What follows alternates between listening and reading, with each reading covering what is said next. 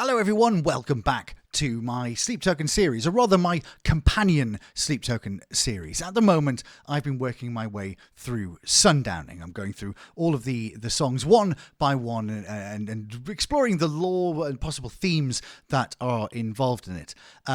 But alongside that, I'm also going back, because I have already done EP 1 and 2 already, and going back and kind of diving into the isolated vocals. I'm fascinated by vocals, obviously. I've spent my entire career using my voice professionally, and so hearing isolated vocals really excites me. I think it's fantastic. And with Sleep Token, I often believe that there are things that are done very much by design in order to tell more parts of the story, to embellish not just what sounds nice on a recording, but to tell us a little bit more about the intention behind it. So today, briefly, we are going to talk about wet and dry vocals, which obviously is going to lead to numerous innuendos. Innuendos. Great start, Glen. And the reason I wanted to do that is because I would like to listen to some of the dry isolated vocals and then the wet, the produced isolated vocal. But I would like to explain a little bit to those who don't know what the difference between dry and wet vocals are. So right now I'm speaking to you into the microphone with no effects on it, and so this is a dry sound. If you like, when producing music, the less effects, the less space that you are giving it, sometimes it can make it more intimate. However, effects and reverb and delay and pass filters, they are all there by design. They are meant to make us feel something. So this is a dry vocal as I am right now. What I'm going to do is I'm going to pop on a bit of delay and reverb, and all of a sudden you will hear the big difference between my voice as if I was going to start singing, for example, when we're on, well, I'll turn that off. For example, when you watch someone on like a live stream, for example, when they're chatting to the audience and then they decide to start singing their song, they will obviously then they will change the effects on it. So although a dry sound can make it quite close and make it feel sometimes, like I said, very intimate, that wet sound, that processed sound is there by design, either for slapback, for delay, for echo, to take us to a different place. So we're going to dive into Calcutta in a moment, but the first thing I'm going to do is just play a little bit of the dry vocal isolation before, and I'm not sure that I want to necessarily lean into the dry vocal isolation in terms of what that's trying to tell us, because that is it is just the performance. And gosh, I've heard some of my dry vocals on recordings in the past where I've gone, Jesus Christ, put some reverb on that, I fucking hate it. But there is a time and a place for a drier vocal sound depending on what you're trying to achieve. So let's start with this one. We're going to go all the way back to EP2, the first song from EP2. This is Calcutta with the isolated vocals.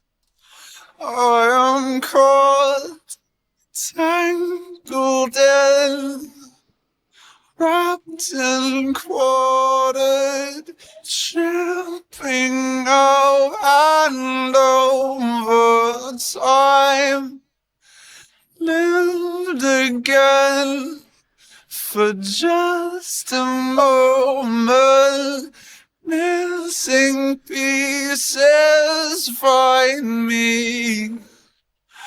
A sweater Wow. I ate for, your eyes and the way you breathe away. So Say your name.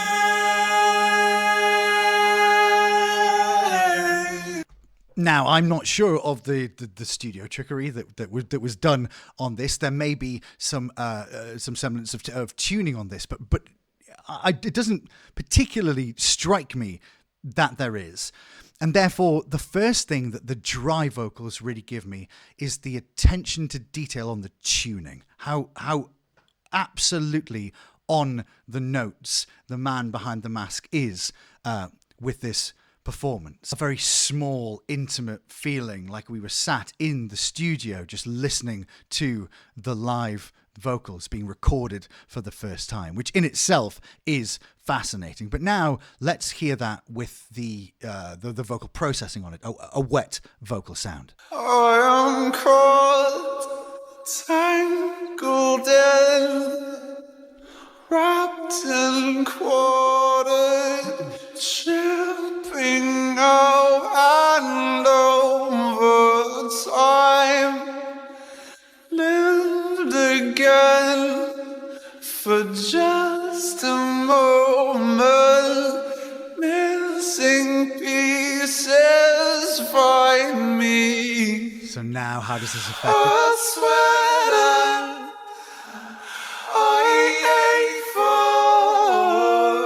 your eyes and the way you breathe.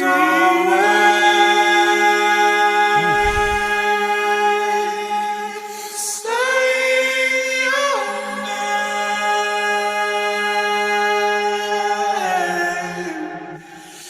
name.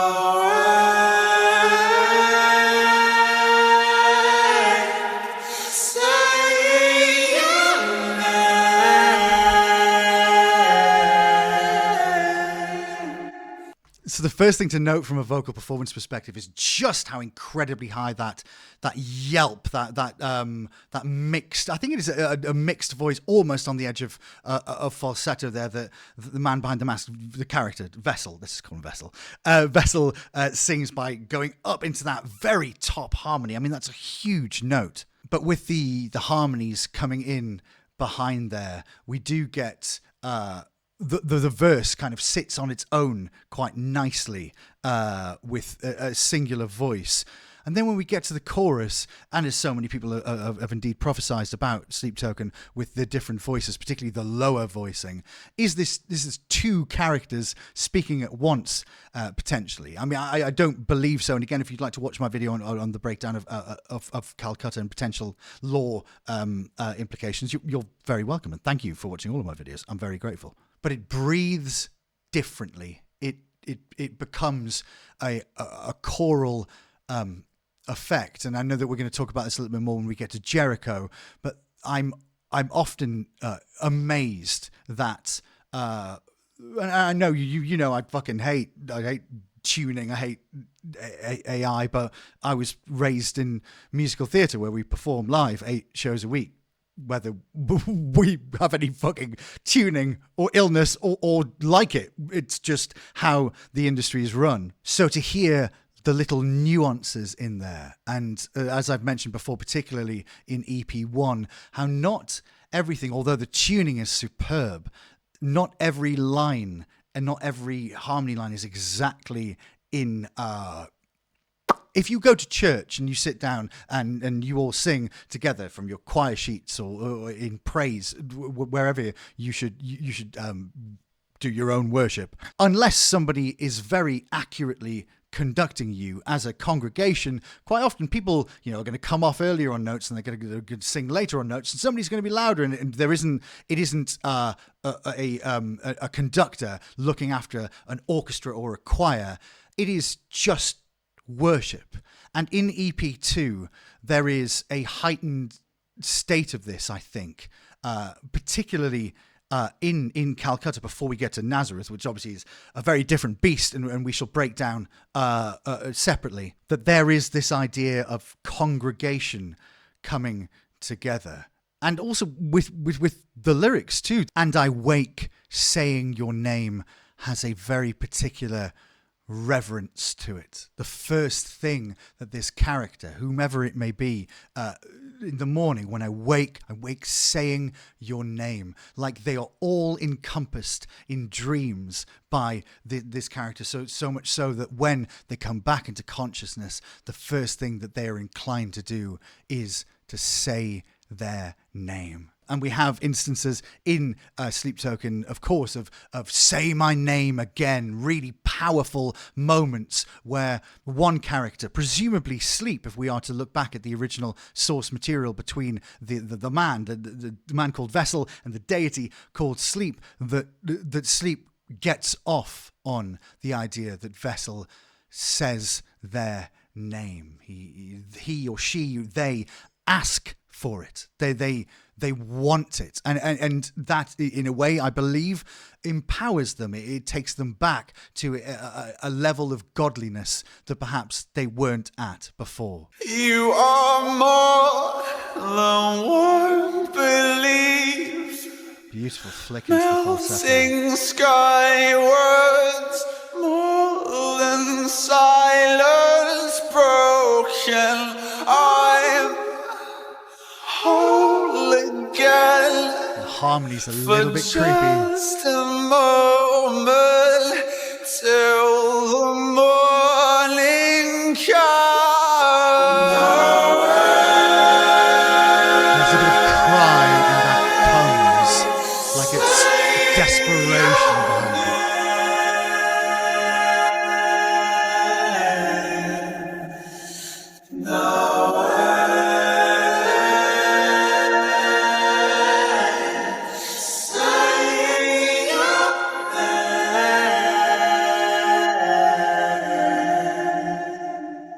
And that's really quite nicely constructed, the little run down there on the scale.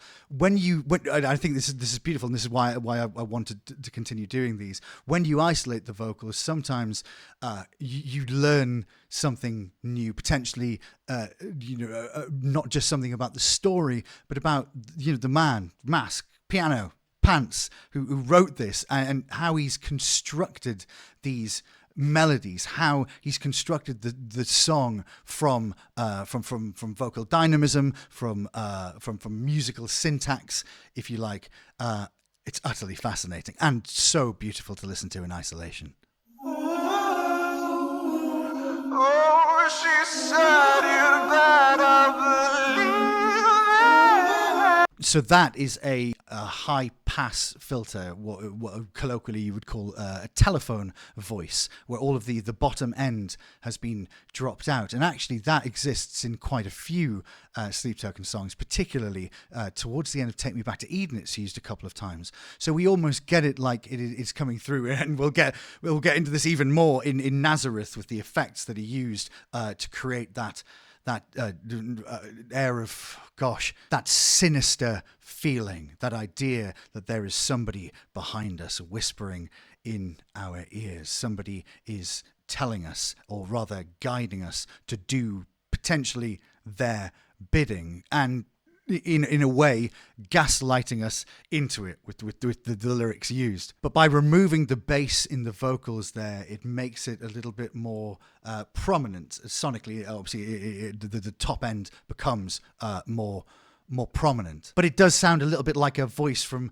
somewhere else in that respect, if it's that telephone voice, or even when one listens to a voicemail from the past. Maybe it's from a different time, but it gives the illusion that there is a separate voice appearing.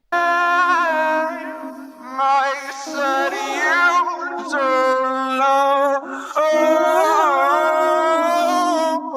And it's far drier as well.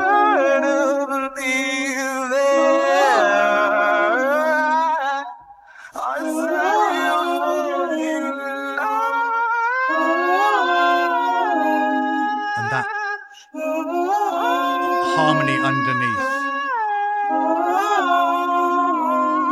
So before we move on, we've gone back into the quote-unquote vessels wailing, the show of emotion. But while there is that singular show of emotion in that top line, once he starts moving up into his higher range, that repetition underneath of "oh," that is, well, it's worship. That rather gives the indication of repetition and therefore ritual. When if you were raised Christian, you learn the Lord's Prayer and it is repeated. You learn grace before meals and it is repeated over. It is that repetition that becomes a form of ritual and therefore in itself is worship. Time lived again. Now big reverb For again. just a moment, miss missing pieces find me Beautiful and lyrics. I'm whole again for just a moment. Missing pieces find me. When I talk about Vessel having a cultured voice, the ability to go through, we have breaks in our voices, passagios, and when you, one of the things that Vessel is very good at is about riding his break. So, for example, when he sings, I'm lived again for just a moment. Missing. so yes, he's able to go from what is like an activated chest voice into "and time lived again for just a moment." Just being able to ride his break, and what it does is it gives it a dreamy, like ethereal quality to it. Don't get me wrong, loads of singers possess this ability, but it's being used very deliberately, stylistically, in order to create an atmosphere of being on, well, literally being on the edge. That's what it feels like to me, at least. The flicking between that very, siren-esque head voice and his very, obviously established, and we've heard him scream and what have you, and sang, I believe he's a high baritone, but he possesses a very, thick, depthy, almost bass baritone range.